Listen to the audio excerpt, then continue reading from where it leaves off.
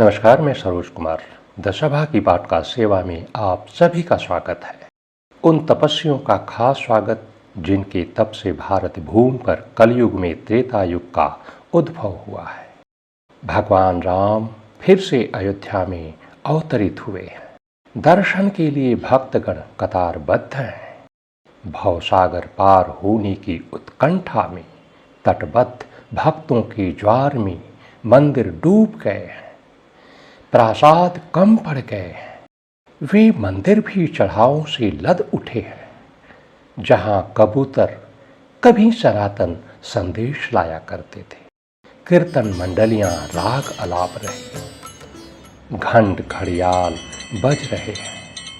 Mobile की DP से लेकर घंटी की धुन सब राममय हो चुकी है। ये क्या? सरयू तट पर एक बालक वृद्ध की उंगली पकड़े मंदिर प्रकोष्ठ की ओर बढ़ रहा है। पीछे भक्तगण नाच रहे हैं, गा रहे हैं। राम फिर से आए हैं अयोध्या में। मैं चकित निशब्द सोच में पड़ा रहा। क्या धरती पर राम के आने का समय आ गया? अभी तो कलयुग का प्रारंभ काल ही है। 4,32,000 वर्ष में से कोई 5,000 वर्ष ही तो बीते हैं। कलयुग के बाद भी 17,28,000 साल का सतयुग होगा। उसके बाद ही त्रेता युग का प्रारंभ होगा। पुराण कहते हैं कलयुग में भगवान कल्कि का अवतार होना है, वो भी कलयुग के आखिरी चरण में।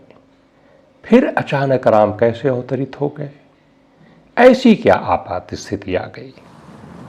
भक्तगण सरयू में डुबकी लगा रहे थे। मैं अपने प्रश्न के साथ सोच में डूबा रहा। अचानक कानों में आवाज आती है, राम आए नहीं, लाए गए हैं। मेरा संशय और बढ़ने लगा। राम के आने की पुष्टि तो राम ही कर सकते हैं। सोचा उन्हीं से पूछ लेता हूं। पत्रकारिता का धर्म है खबर के स्रोत और खबर की पुष्टि हुए बगैर भरोसा नहीं करना चाहिए। फोन उठाया ही था कि घंटी बज गई। मेरे फोन में किसी राम का नंबर दर्ज नहीं था, मगर स्क्रीन पर बार बार राम नाम तैर रहा था। फोन को कान पर लगाया तो आवाज आई, वत्स, मैं राम बोल रहा हूं। प्रभु आप? हाँ, मैं कण कण में हूं, तो मोबाइल मुझसे अलग कैसे हो सकता है? मोबाइल आज के युग की बड़ी जरूरत बन गया है। देवताओं दैत्यों की संख्या बढ़ती जा रही है। सबसे संपर्क में रहना कठिन होता जा रहा है। मैं जिस प्रश्न में डूबा हुआ था, अब वो जुबान पर था। प्रभु राम फोन पर दूसरी तरफ। बिना समय गवाए मैंने तत्काल पूछ लिया, तो प्रभु क्या आप धरती पर आ गए हैं? आया नहीं हूं, आने वाला हूं वत्स। तो क्या अयोध्या के जिस भव्य मंदिर में जो प्रतिष्ठा कराई गई वो आप नहीं हैं? वत्स, मैं कण कण में हूं, कण कण मेरा है। आज जो मंदिर है वो भी, कल जो मस्जिद था वो भी, उसके पहले जो था वो भी, या जो भी इस तरह के स्थल हैं सभी, हर जगह मैं हूं। सब कुछ मेरा है। मेरे ही नाम पर, मेरी ही मर्यादा के लिए मेरे ही बच्चे जब अपनी मर्यादा तोड़ते हैं, मुझे पीड़ा होती है। बस ऐसे पीड़ामय स्थान से मेरा लगाव कम हो जाता है। आज धरती पर बार बार यही दृश्य बन रहा है। मेरे मन में प्रश्न उठा, प्रभु आप तो त्रेता युग में आए थे, कलयुग में तो भगवान कल्कि को आना है। वैसे भी भारत भूमि पर रामराज्य चल रहा है, राजा ने घोषणा कर दी है, और आप तो धर्म की हानि होने के बाद ही धरती पर आते हैं, जबकि धरती पर तो चारों तरफ धर्म का ही बोलबाला है। गीता में आपने स्वयं कहा है, यदा यदा हि धर्मस्य ग्लानिर्भवति भारत अभ्युत्थानम धर्मस्य तदात्मानं सृजाम्यहम् परित्राणाय साधूनां विनाशाय च दुष्कृतां धर्म संस्थापनार्थाय संभवामि युगे युगे। तुम ठीक कह रहे हो वत्स। राजा ने राम राज्य की घोषणा कर दी है, स्वयं को विष्णु का अवतार भी घोषित करवा दिया है, परंतु प्रजा तो त्राहि त्राहि कर रही है। जिस धर्म को हवा दी जा रही है वो वाकई में अधर्म है। यही तो आपात स्थिति है, हमें अब आना पड़ेगा। धर्म के भेष में अधर्म का अंधा युग चल पड़ा है।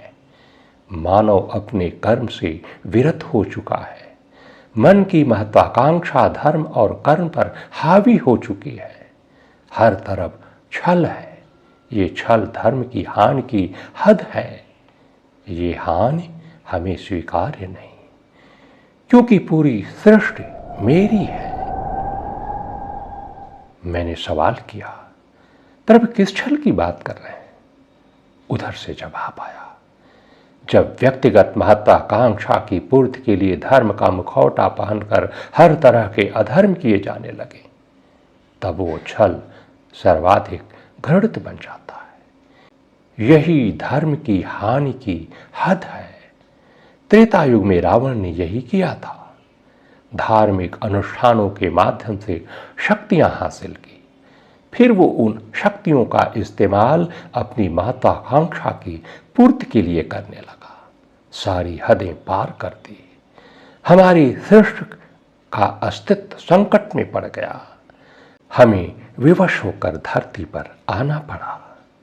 उसे सतमार्ग पर आने का फिर भी मैंने अंतिम क्षण तक मौका दिया। वो बहुत दूर निकल चुका था। उसने एक बार फिर धर्म का मुखौटा पहना और जगत जननी जगदम्बा के साथ ही चल कर बैठा। रावण के जीवन का अंत उसी दिन लिख दिया गया वत्स। प्रभु राम की बातें सुनकर मैं स्तब्ध था। मुझे भक्तों की भीड़, घरों की चौखटों, मुडेरों पर टिमटिमाते दियों के दृश्य, असमय आई दिवाली पर छूटते पटाखों की आवाजें, भगवा ध्वज और भगवा परिधान में अटी टोलियां, सब आंखों में तेजी से अवतरित होने लगे। मैं सोच में पड़ गया कि क्या ये सब धर्म नहीं है, कर्म नहीं है, सब छल है। धर्माचार्यों ने तो इसे ही धर्म बताया, इसे ही श्रेष्ठ कर्म बताया। फिर इन सब का क्या होगा जब प्रभु राम धरती पर आएंगे?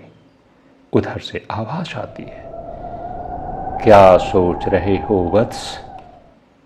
मैंने सवाल किया, प्रभु गीता में तो आपने धर्म और कर्म की बात बताई है। कर्म को ही धर्म कहा है, लेकिन वो कौन सा, किस तरह का कर्म होगा जिसे धर्म कहा जाएगा?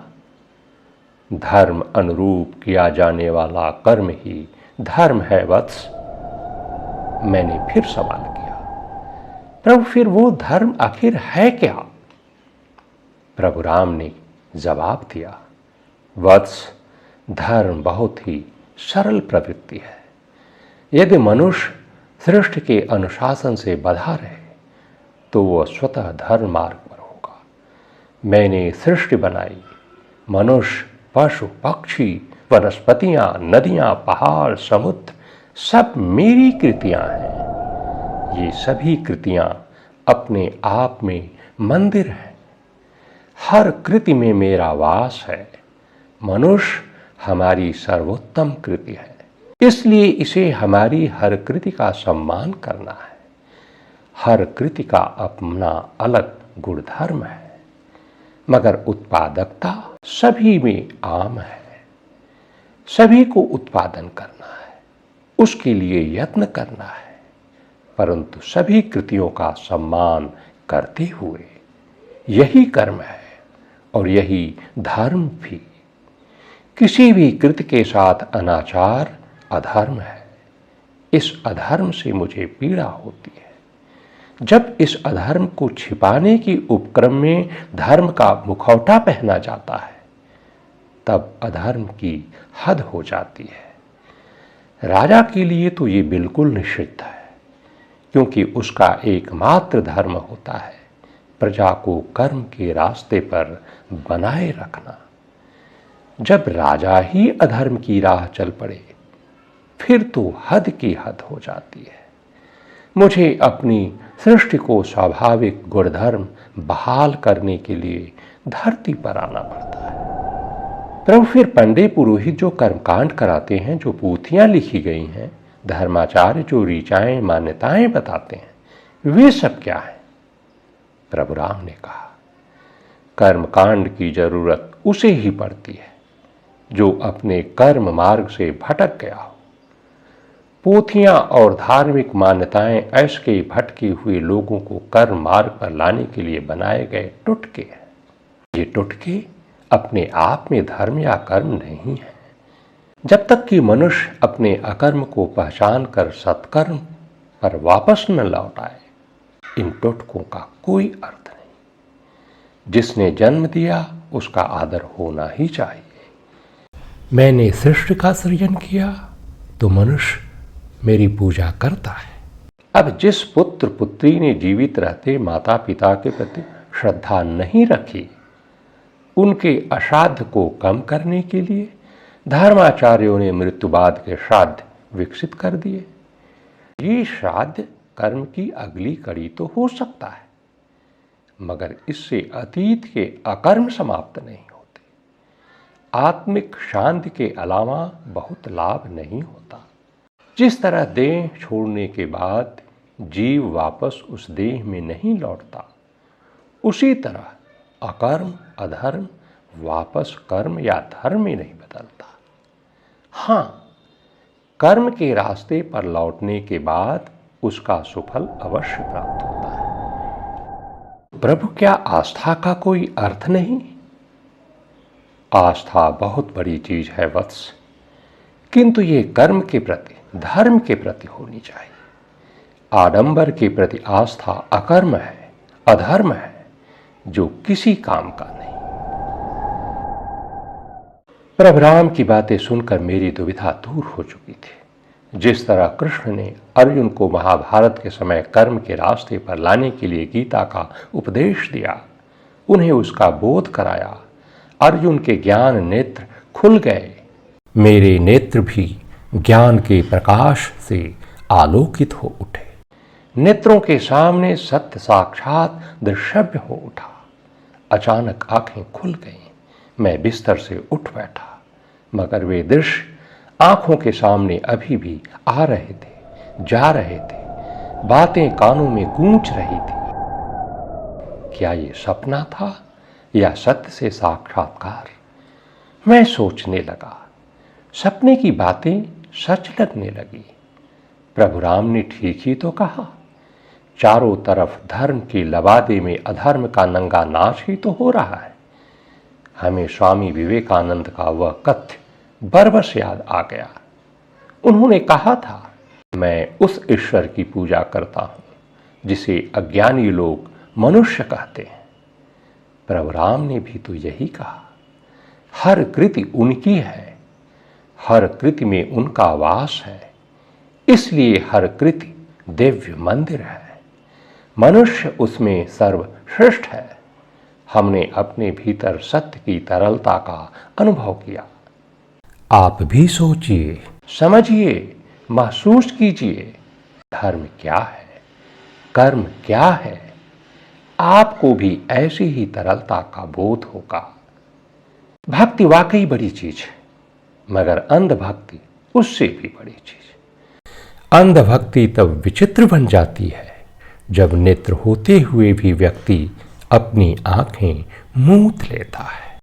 उम्मीद है सपने में प्रभु राम से हुई इस बातचीत से ऐसे अंधभक्त और ऐसे अंधभक्तों के भगवान के भी ज्ञान चक्षु खुल जाएं और वे कर्म और अकर्म, धर्म और अधर्म की पहचान कर सकें, क्योंकि राजा का अधर्म धर्म की हानि की हद है। जैसा कि प्रभु राम ने स्वयं कहा, वे आए नहीं, अभी आने वाले हैं। तो मित्रों, आज की सभा संगत में बस इतना ही। अपने विचार से हमें अवश्य अवगत कराएं, क्योंकि आप सभी ईश्वर के बनाए दिव्य मंदिर हैं। आप में भी ईश्वर का वास है। इसलिए कमेंट बॉक्स में ज़रूर लिखें। हमें इंतज़ार रहेगा। हम फिर मिलेंगे, जल्द मिलेंगे नए विषय, नए मुद्दे के साथ। तब तक के लिए हमें दीजिए इजाज़त।